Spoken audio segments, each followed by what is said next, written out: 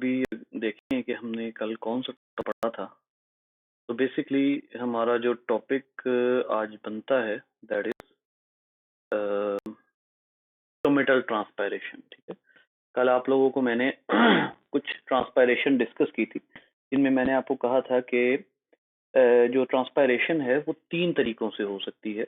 एक तो ये है कि स्टेम से हो, एक तरीका जो है वो स्टेम से होता है, दो जो हैं वो लीफ के, एक मतलब उसको तरीका नहीं कहना चाहिए, बेसिकली उसके लिए प्रॉपर वर्ड होगा कि वेज ऑफ ट्रांसपायरेशन। ठीक है, तो उसमें एक जो है वो स्टेम में है, जैसे लेंटिसेल्स हैं। और अगर आप लोगों ने लेंटिसेल्स डायग्राम देखी है then just watch this one जो आपके सामने है। देखिए बकायदा जो आपके सामने स्टेम जो है उसके अंदर ये लेंटिसेल शो किया हुआ है। This one, this is lenticel and the unique thing about this कि ये गार्ड सेल्स इसमें नहीं होते, ये कंटिन्यूअसली ओपन होता है, इसमें गार्ड सेल्स जो हैं वो नहीं होते। अगर इसमें गार्ड सेल्स नहीं होते तो इसका मतलब ये है कि इसमें से गैसियस एक्सचेंज मुस्तकिल हो सकता है और जो वाटर है वो भी ट्रांसपायर मुस्तकिल हो सकता है। ये एक स्टेम दिखाया हुआ है जिसमें ये लेंटिसेल मौजूद है और कॉर्टेक्स वगैरह बाकी सारे पार्ट्स दिखाए हुए हैं। तो ये स्टेम का पार्ट होता है, ये जो है वो स्टेम का पार्ट होता है। लेकिन उसके अलावा जो हमने पढ़ी थी 2 टाइप ट्रांसपायरेशन, उसमें लीफ की दोनों जो है वो चीजें थी। एक था लीफ में एक स्ट्रक्चर है क्यूटिकल जो वैक्स की लेयर होती है। ठीक है, और इसके बारे में हमने कल के लेक्चर में पढ़ा था कि ये जितनी थिक होगी उतनी ही इसके अंदर इम्परमिएबिलिटी होगी वाटर की। फिर हमने कहा था कि लोअर एपिडर्मिस पे स्टोमेटा होते हैं और असल ट्रांसपायरेशन जो हमने आज पढ़नी है वो असल में स्टोमेटा के जो है वो जरिए होती है। ठीक है, जो आप अगर डिटेल में डिस्कस करते हैं या अगर कम अज कम आप जो है वो अपनी बुक में देखते हैं तो आप लोगों की बुक में सबसे ज्यादा जो डिस्कस हुआ है वो स्टोमेटल ट्रांसपायरेशन है। स्टोमेटल ट्रांसपायरेशन जो है ये अप्रोक्सीमेटली 90% ट्रांसपायरेशन पूरे प्लांट में जो ट्रांसपायरेशन होती है उसमें जो 90% ट्रांसपायरेशन है that occurs through the way of stomata. ठीक है, तो ये कुछ दिन पहले भी हमारी इस बात पे डिस्कशन हो चुकी है कि where are the stomata located, ये जो है वो स्टोमेटा कहाँ पर लोकेटेड होते हैं। और इस हवाले से हमें एक अच्छा जो है वो कॉन्सेप्ट ऑलरेडी है। ठीक है, तो इसमें थोड़ी सी बात जो है वो मैं दोबारा से डिस्कस करूंगा ताकि हमारा वो कॉन्सेप्ट जो है वो थोड़ा सा रिन्यू हो जाए। हमें ये बात अच्छे तरीके से पता है कि जो लीफ है उसकी 2 सरफेसेस होती हैं। एक सन फेसिंग होती है जो डायरेक्ट जो है वो सूरज को फेस कर रही होती है, और दूसरी वो होती है जो आमतौर पर जिसको हम कहते हैं ग्राउंड फेसिंग। ठीक है, ग्राउंड फेसिंग सरफेस है जो कि ग्राउंड को फेस कर रही है। और ग्राउंड फेसिंग और सन फेसिंग सरफेस पे एक लेयर ऑफ सेल होती है। ठीक है, लेयर ऑफ सेल, जो सन फेसिंग लेयर ऑफ सेल है उसको हम कहते हैं अपर एपिडर्मिस।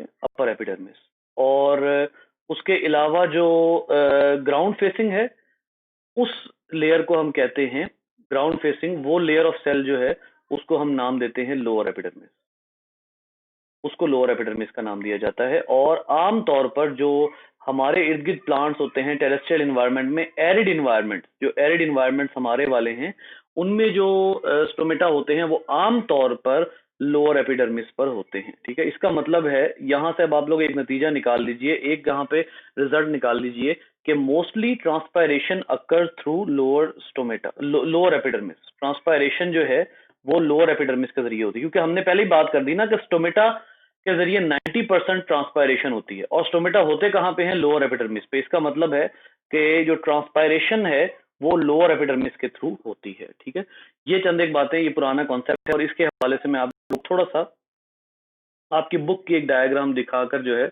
वो आगे चलता हूँ। ये देखिए, ये इन्होंने आपकी बुक से ही एक डायग्राम है, इसको जरा ऑब्जर्व। इस डायग्राम में बेटा ये जो पोर्शन है, ये जो पॉइंट है, इसको आप कहते हैं कि ये अपर एपिडर्मिस है। ठीक है, और ये जो है ये लोअर एपिडर्मिस है। इस डायग्राम को हम से अगर शिफ्ट कर लें वहां पर जी अपनी शीट पर शिफ्ट कर लें तो वहां पर इसकी बेटर डिस्कशन जो है हम कर सकते हैं। फॉर एग्जांपल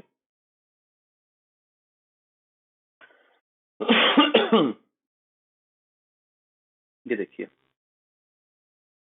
यहां पर ये आप लोगों के सामने ये लीफ का एक सेक्शन है जो आपके सामने मौजूद है, ठीक है। इस लीफ के सेक्शन में लीफ के सेल्स की डिफरेंट लेयर्स शो की हुई हैं। फॉर एग्जांपल इसको उसने नाम दिया हुआ है अपर एपिडर्मिस, ये ऊपर की लेयर है और एक्चुअली जो क्यूटिकल की लेयर होती है वो इसके ऊपर होती है।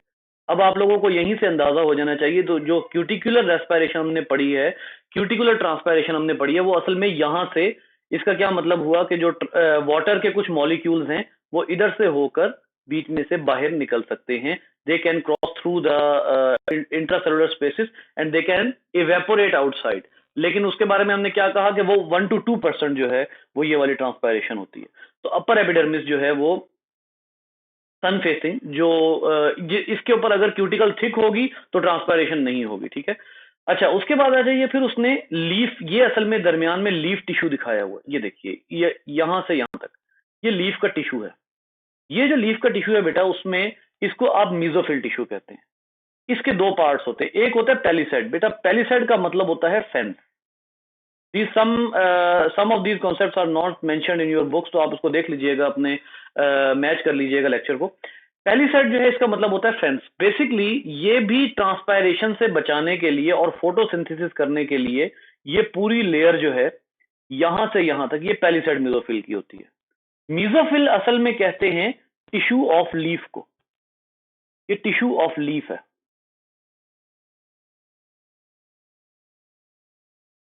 टिश्यू ऑफ लीफ, ठीक है। तो ये पूरा टिश्यू ऑफ लीफ जो है वो दो हिस्सों में डिवाइडेड है। एक है कि जिसको आपने पेलिसेड कह दिया, दूसरे को आप कहेंगे स्पॉन्जी। स्पॉन्जी का मतलब दरमियान में पोर्स हैं काफी ज्यादा। तो आप देख लें कि जिस तरह से ये आपस में एक दूसरे के साथ जुड़े हुए हैं पेलिसेड म्यूजोफिल के सेल्स, ये वाले आपस में नहीं जुड़े हुए, इनके दरमियान में स्पेसेस हैं। जाइलम फ्लोएम आपके सामने, ये फ्लोएम है, ठीक है। इसी तरीके से यहाँ पर जाइलम टिश्यू, ये जाइलम है, ये वाला पोर्शन, ये जो है ये जाइलम का। इसका मतलब है वाटर यहां से आ रहा है, सारे सेल्स को मिलने के बाद ये वाटर जो है यहां से इवेपोरेट होता हुआ बाहर निकल रहा है, ठीक है। अब ये लोअर एपिडर्मिस है, ये वाला जो पोर्शन है ये लोअर एपिडर्मिस का पोर्शन है और इधर से जो है वो इम्कान है कि वाटर बाहर को मूव करेगा। अब इधर देखिए, यहां पर इन्होंने जो है वो थोड़ा बहुत आपको दिखाया हुआ है, इतना बताया हुआ है कि CO2 कहां से आती है, वाटर कहां से आता है, और ये जो है वो स्टोमेटा के बारे में इन्होंने डिस्कशन की हुई है। अब आइए जो स्टोमेटा का प्रॉपर कॉन्सेप्ट है उसके बारे में थोड़ी सी बात कर लेते हैं। बेटा जो स्टोमेटा होता है ना, असल में स्टोमेटा किस चीज को कहते हैं, जरा गौर से सुनिएगा। Stomata is actually the pore, stomata is actually the pore surrounded by specialised sales.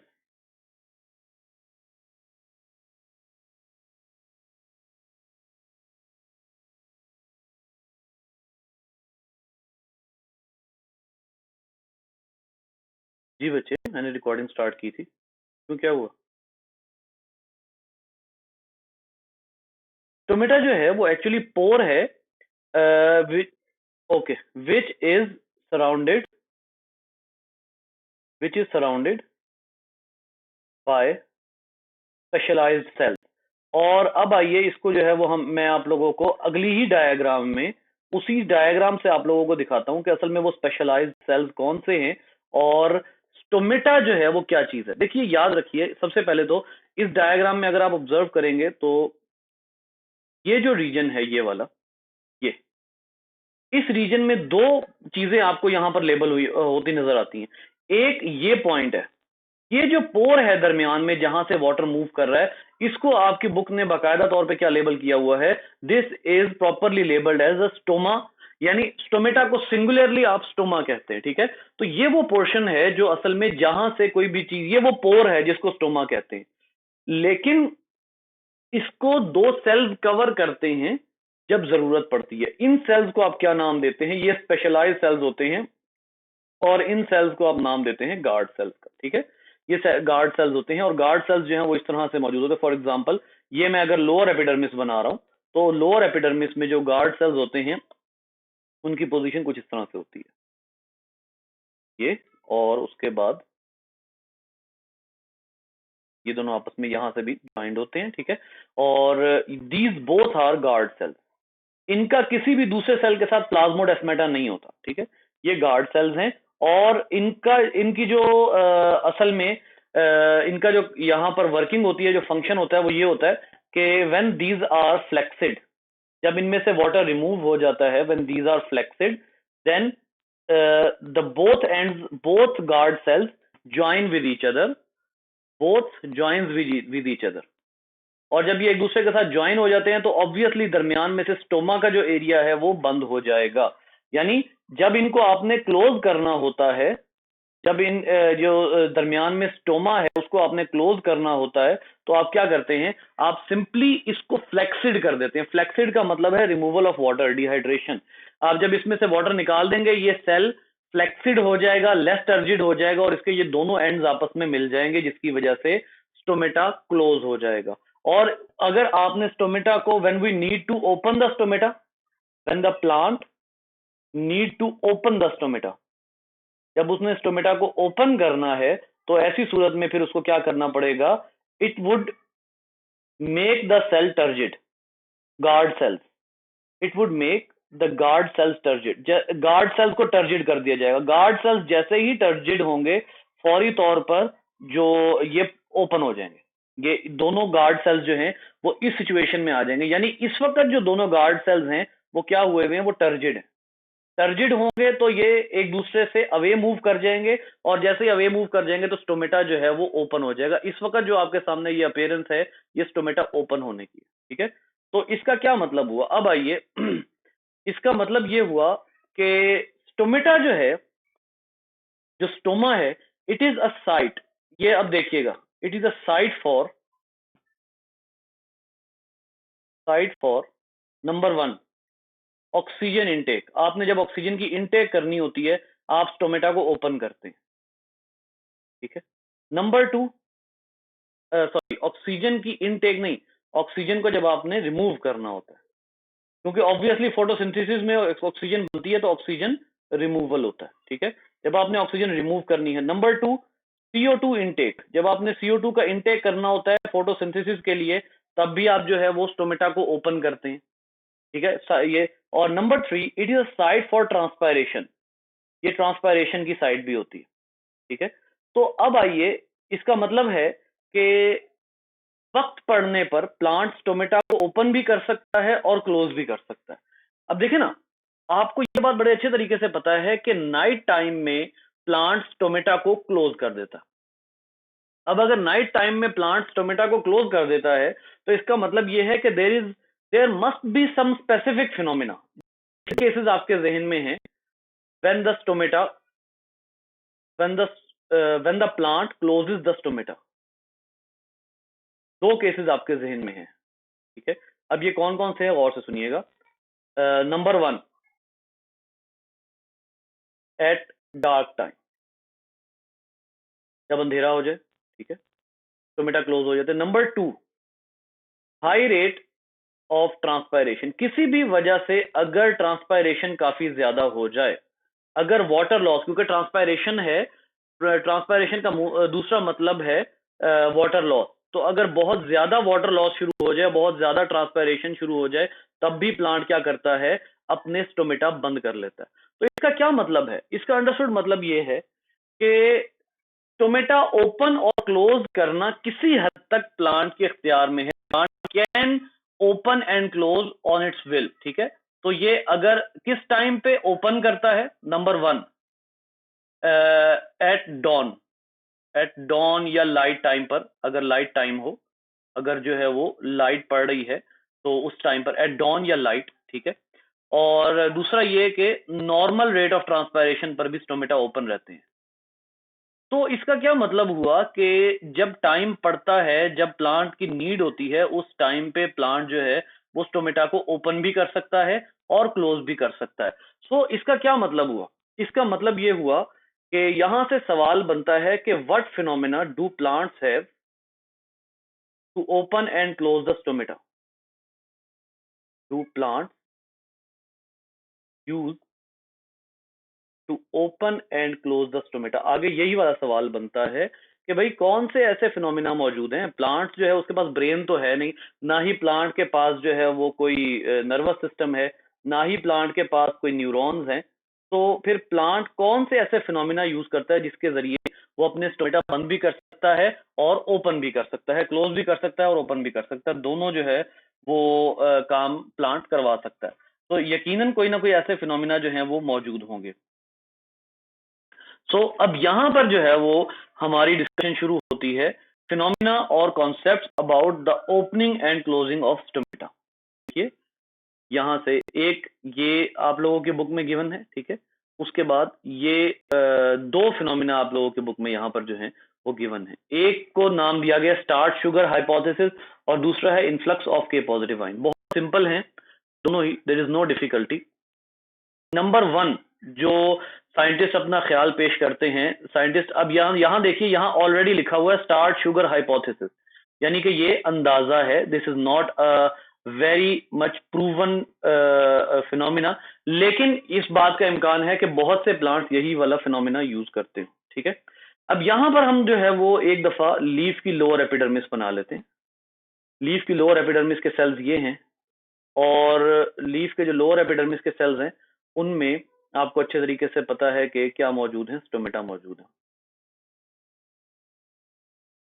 तीन तीन सेल्स जो हैं वो दोनों तरफ बना लेते हैं। अब यहां पर देखिए आपके पास दरमियान में स्टोमेटा मौजूद हैं और ये दोनों स्टोमेटा करंटली क्लोज्ड हैं। दो गार्ड सेल्स हैं, दोनों गार्ड सेल्स करंटली क्लोज्ड हैं। अब जब गार्ड सेल्स क्लोज्ड हैं और दिन का टाइम आता है एट डॉन, दिन के टाइम पे क्या होता है कि इन गार्ड सेल्स जो है इनके बारे में आपकी बुक क्या कहती है, that these are guard cells and these possess chloroplast. अगर इनके पास ऑब्वियसली क्लोरोप्लास्ट है, then what are they able to do, they obviously able to perform the photosynthesis, ठीक है। अगर इनके पास क्लोरोप्लास्ट है तो इन गार्ड सेल्स के पास क्लोरोप्लास्ट है, दे कैन परफॉर्म फोटोसिंथेसिस। जब ये फोटोसिंथेसिस करेंगे तो क्या होगा, अब यहां पर आप खूब अंदाजा लगा सकते हैं कि फोटोसिंथेसिस में क्या बनता है। फोटोसिंथेसिस में मोस्टली जो एंड प्रोडक्ट होता है, सबसे एंड प्रोडक्ट वो ग्लूकोज होता है। और ग्लूकोज आपको पता है कि किसी भी सॉल्यूशन में ग्लूकोज क्या चीज होगी, सॉल्वेंट होगा या सोल्यूट होगा।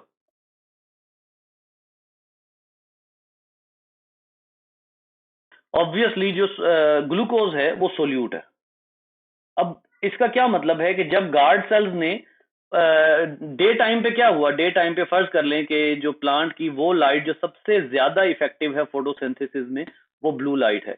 ब्लू लाइट पहुंचती है गार्ड सेल्स तक, गार्ड सेल्स जो है वो फोटोसिंथेसिस शुरू कर देते हैं। जिस वक्त ये फोटोसिंथेसिस शुरू करेंगे उसी टाइम पर ग्लूकोज की प्रोडक्शन शुरू होगी और glucose will start elevating the solute potential, क्योंकि ग्लूकोज जो है वो सोल्यूट है, तो it would start elevating the solute potential. Solute potential is inversely proportional to what, water potential.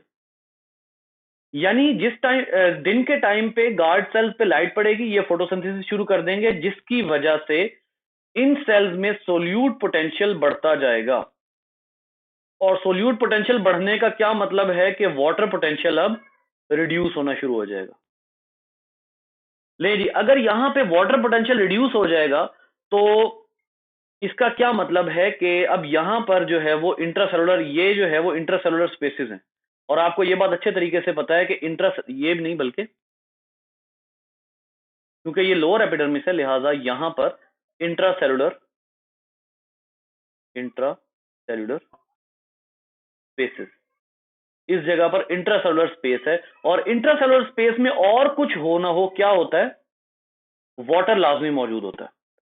यानी इसका क्या मतलब हुआ, इसका मतलब यह हुआ कि जो इंट्रासेलुलर स्पेस है उसका वाटर पोटेंशियल जो है वो ज्यादा है, और गार्ड सेल का वाटर पोटेंशियल क्या हो गया है, फोटोसिंथेसिस करने के बाद, सोल्यूट बनाने के बाद, ग्लूकोज बनाने के बाद गार्ड सेल्स का सोल्यूट पोटेंशियल बढ़ गया है, और इंट्रासेलुलर या दूसरे अल्फाज में गार्ड सेल्स का वाटर पोटेंशियल कम हो गया है। और इंट्रासेलुलर स्पेस में जो वाटर पोटेंशियल है वो ज्यादा है। तो वाटर पोटेंशियल का क्या रूल है, वाटर पोटेंशियल का रूल ये है कि it would be moving from higher water potential to lower water potential. ये हायर वाटर पोटेंशियल से लोअर वाटर पोटेंशियल की तरफ वाटर मूव करेगा। अब सोचिए, अगर इंट्रासेलुलर स्पेस में वाटर पोटेंशियल हाई है तो इंट्रासेलुलर स्पेसिस से वाटर किधर जाना शुरू कर देगा, सेल के अंदर जाना शुरू कर देगा। सेल के अंदर जब वाटर जाएगा तो सेल क्या होना शुरू हो जाएगा बेटा, सेल के अंदर जब वाटर जाएगा तो सेल क्या होना शुरू हो जाएगा, जी, जब सेल के अंदर वाटर जाएगा, जी बिल्कुल, जब एक दफा जो वाटर है वो सेल के अंदर जाएगा, after entry of cell, sorry after entry of water,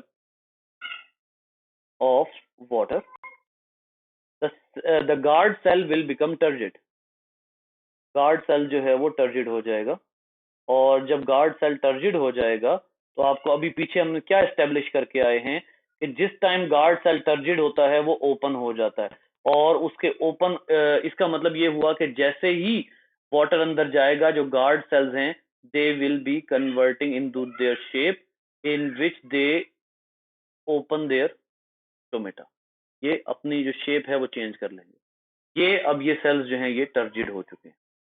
तो एक ख्याल साइंटिस्ट का ये है कि दिन के टाइम में असल में क्या होता है, दिन के टाइम में जो सेल्स होते हैं गार्ड सेल्स, वो फोटोसिंथेसिस करके अपना सोल्यूट पोटेंशियल बढ़ा देते हैं, जिसकी वजह से वाटर पोटेंशियल कम हो जाता है गार्ड सेल के अंदर का। तो गार्ड सेल के बाहर से यानी इंट्रासेलुलर स्पेसिस से वाटर आता है गार्ड सेल्स के अंदर, और वो आकर फिर जो है वो सेल्स को टर्जिड कर देता है और सेल्स ओपन हो जाते हैं। ठीक है, तो this is the one phenomena कि जिसके बारे में साइंटिस्ट का ख्याल है कि ये शायद जो है वो एक ऐसा फिनोमिना है जिसकी वजह से गार्ड सेल्स ओपन होते हैं। ठीक है जी, बच्चे को क्वेश्चन यहाँ तक।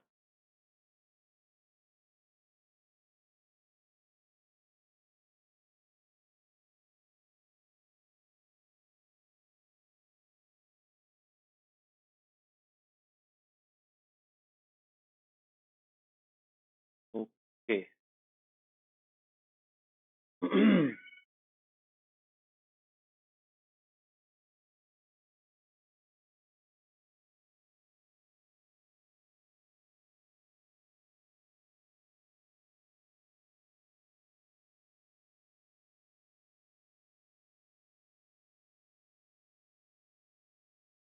अच्छा जी, इसके बाद जो है वो एक और जो बहुत स्ट्रॉन्ग आइडिया एक साइंटिस्ट की तरफ से दिया जाता है वो है influx of K positive ion.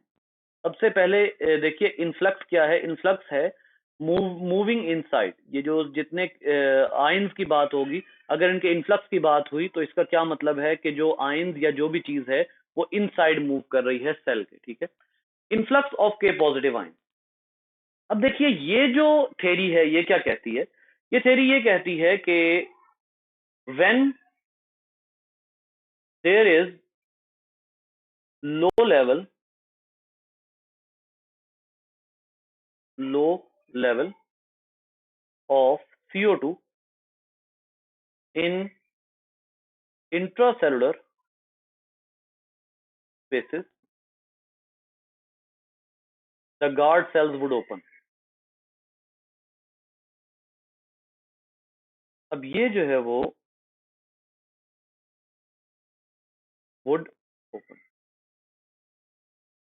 ये जो सेंटेंस मैंने लिखा है ना, इसके बारे में देखिए कि गार्ड सेल्स बकायदा एक स्टिमुलस को फील करते हैं। गार्ड सेल्स बकायदा एक स्टिमुलस को फील करते हैं, और वो स्टिमुलस क्या है, वो है लो level of CO2 in intracellular spaces.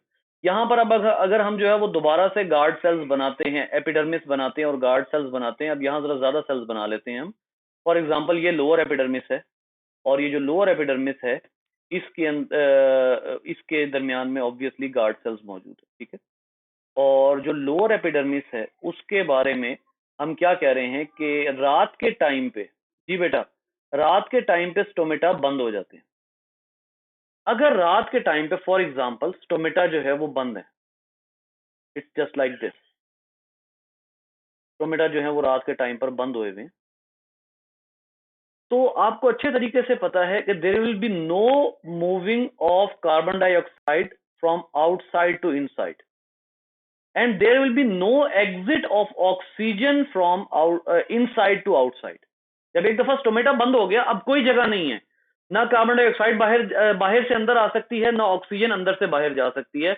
और आपको ये बात अच्छे तरीके से पता है कि अंदर कुछ सेल्स मौजूद हैं जो फोटोसिंथेसिस वगैरह कर सकते हैं, और ये सेल्स कौन से हैं, इनको अभी आप थोड़ी देर पहले क्या कहकर आए हैं, मीजोफिल सेल। ठीक है, अब जब एक दफा ये मीजोफिल सेल्स जो है वो कार्बन डाइऑक्साइड यूज कर लेंगे, जब ये कार्बन डाइऑक्साइड एक दफा यूज कर चुके हैं तो एक दफा रुकिएगा, सिर्फ 1 मिनट।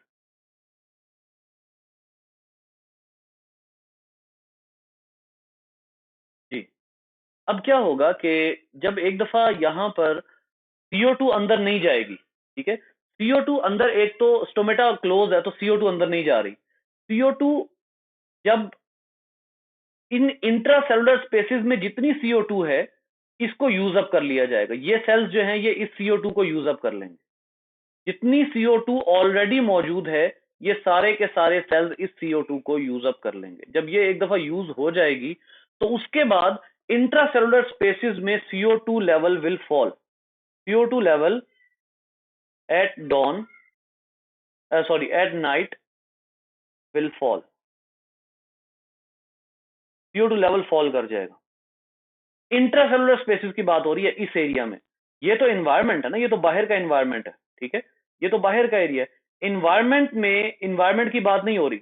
एनवायरनमेंट में सिर्फ इतनी बात हुई थी कि CO2 बाहर से अंदर नहीं आ सक रही, लेकिन अंदर जो CO2 रिमेनिंग है वो सेल्स यूज कर लेंगे। जब एक दफा वो सेल्स ने यूज कर ली, इसका मतलब है कार्बन डाइऑक्साइड जो इंट्रासेलुलर स्पेसिस में कार्बन डाइऑक्साइड है वो क्या होगी, वो कम हो जाएगी। कार्बन डाइऑक्साइड का कम होना स्टिमुलस होगा किसके लिए, और से देखिएगा।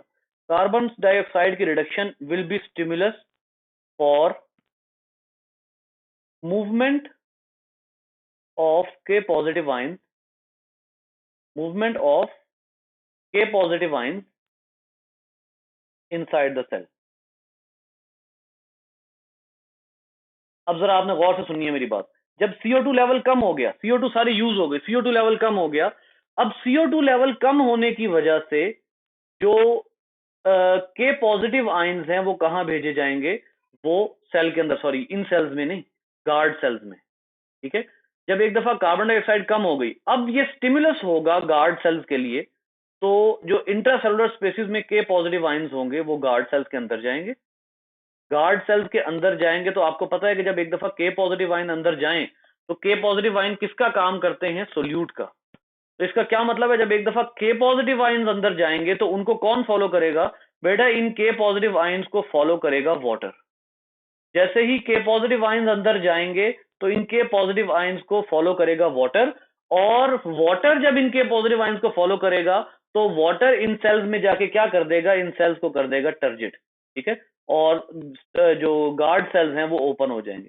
तो बेसिकली यहां पर एक जो वो बात कर रहा है वो ये है कि असल में के पॉजिटिव आयंस ने जब गार्ड सेल्स के अंदर जाना है तो के पॉजिटिव आयंस अंदर जाने के बाद जो सोल्यूट पोटेंशियल है उसको ज्यादा कर देंगे। उस सोल्यूट पोटेंशियल को कंपेंसेट करने के लिए कौन एंटर होगा, वाटर सेल में एंटर होगा, और ये वाटर सेल गार्ड सेल्स को क्या कर देगा, टर्जिट कर देगा, and guard cells would be opening, guard cells जो है वो ओपन हो जाएंगे, and these would let the carbon dioxide and oxygen pass. तो इसका क्या मतलब है। अब आइए, जो स्टिमुलस था वो क्या था, stimulus is low level of carbon dioxide in intracellular spaces, in intracellular spaces। Intracellular spaces में जो कार्बन डाइऑक्साइड है वो कम हुई, जिसकी वजह से के पॉजिटिव आयंस को फौरी तौर पे स्टोमेटा, सॉरी गार्ड सेल्स में भेजा गया। गार्ड सेल्स में के पॉजिटिव जाने की वजह से सोल्यूट पोटेंशियल ज्यादा हुआ, तो उसको कंपेंसेट करने के लिए वाटर आएगा, तो जो सेल है वो टर्जिड हो जाएंगे, गार्ड सेल्स दोनों के दोनों टर्जिड हो जाएंगे, ठीक है। So this is how this is one way, this is one way. अभी मैंने एक और वे भी आपको पढ़ानी है, but this is one way कि गार्ड सेल्स जो हैं वो किस तरह से ओपन होते हैं। एक तो स्टार्च शुगर हाइपोथेसिस था ना कि फोटोसिंथेसिस हुई, सोल्यूट पोटेंशियल ज्यादा हुआ, वाटर अंदर आ गया। दूसरा क्या है कि अगर पूरी पूरी रात कार्बन डाइऑक्साइड जो इंट्रासेलुलर स्पेसिस में थी, जो इंट्रासेलुलर स्पेसिस में कार्बन डाइऑक्साइड थी, वो पूरी रात प्लांट्स ने किसी ना किसी तरह यूज कर ली। इसका मतलब है लो लेवल कार्बन डाइऑक्साइड का हो गया। तो लो लेवल जो है वो स्टिमुलस होगा कि के पॉजिटिव को गार्ड सेल्स में भेजा जाए और उसको फॉलो करेगा करेगा वाटर, ठीक है। एक ये जो है वो नतीजा निकाला। दूसरा दूसरा जो नतीजा साइंटिस्ट निकाला वो था movement of K positive ions is due to blue light.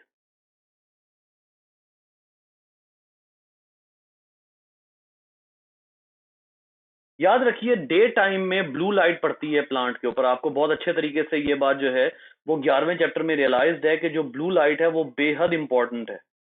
Blue light बहुत ही ज्यादा इंपॉर्टेंट है प्लांट के जो अंदर जो फोटोसिंथेसिस होनी होती है उसके लिए। यहाँ पर ये आपके पास मैं दोबारा से जो है वो ये बना रहा हूँ, ये देखिए ये आपके पास जो है वो, अब ये देखिएगा यहाँ पर गार्ड सेल्स है, ठीक है, इधर गार्ड सेल।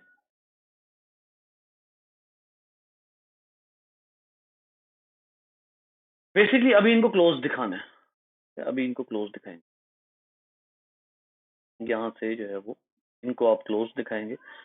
एक्चुअली अब नई नई जो एक नया आइडिया है वो ये कहती है कि जब प्लांट के ऊपर ब्लू लाइट पड़ेगी ना, तो ब्लू लाइट पड़ने की वजह से जो गार्ड सेल्स हैं उनमें एक फिनोमिना होगा।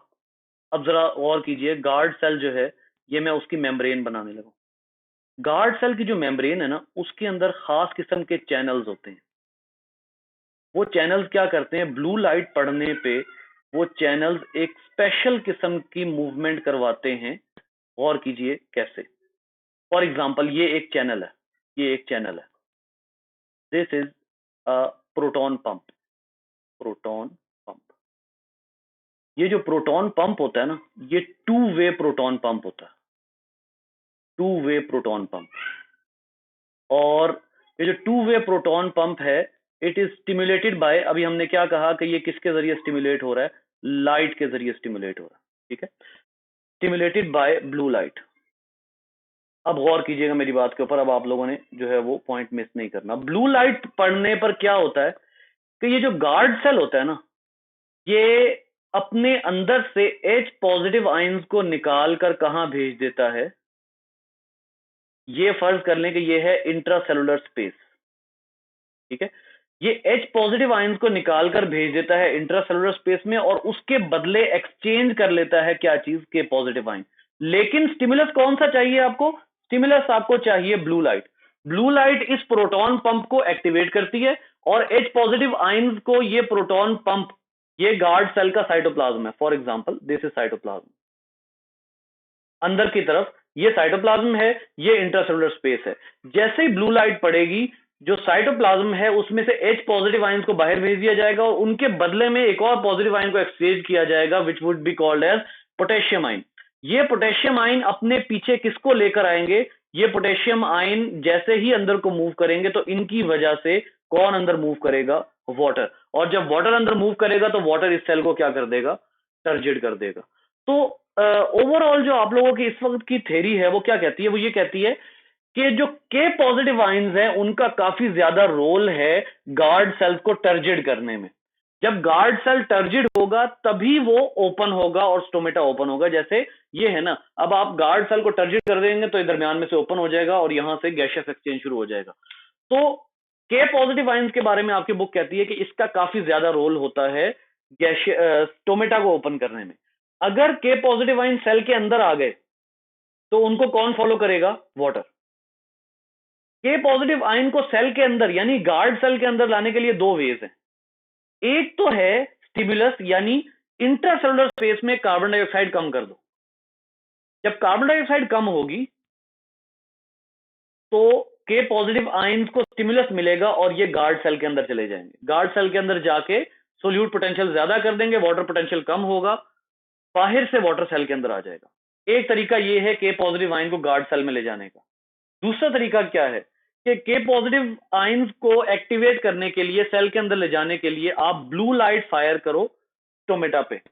टोमेटा का प्रोटॉन पंप ब्लू लाइट को रिस्पॉन्स करेगा और H पॉजिटिव आयंस को भेज देगा लीफ की इंट्रासेलुलर स्पेस में, और इंट्रासेलुलर स्पेस से क्या उठा लेगा, के पॉजिटिव।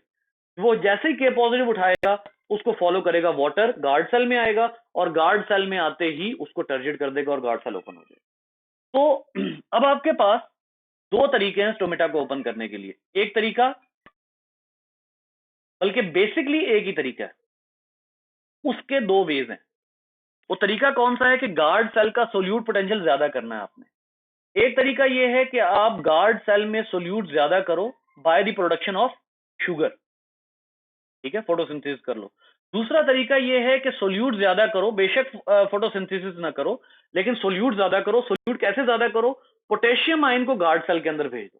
पोटेशियम आयन को गार्ड सेल के अंदर भेजोगे तो सोल्यूट पोटेंशियल ज्यादा हो जाएगा, वाटर पोटेंशियल कम हो जाएगा, और वाटर इंटरसेलुलर स्पेस में से गार्ड सेल में आ जाएगा। अब पोटेशियम आयन को अंदर भेजने के दो तरीके हैं, एक लो लेवल ऑफ कार्बन डाइऑक्साइड और एक ब्लू लाइट। ठीक है, ये टोटल है। इस तरीके से जो स्टोमेटा है वो ओपन हो सकते हैं। ठीक है, तो असल बात ये है कि आपने स्टोमेटा ओपन करवाने हैं, और स्टोमेटा ओपन करना प्लांट के लिए जरूरी है। मैंने आपको कहा ना कि प्लांट अपनी मर्जी से स्टोमेटा ओपन क्लोज कर सकता है, लेकिन स्टोमेटा ओपन रखना प्लांट के लिए जरूरी है। वो इंशाल्लाह मैं कल बताऊंगा कि प्लांट के लिए स्टोमेटा ओपन रखना जरूरी क्यों है। बट इट इज नेसेसरी कि प्लांट के लिए स्टोमेटा ओपन रहे, ताकि वो गैशियस एक्सचेंज भी करे, वाटर भी ट्रांसपायर हो सके, लेकिन एक टाइम पे आके प्लांट अपनी मर्जी से स्टोमेटा को क्लोज कर सकता है। जी बच्चे, क्वेश्चन?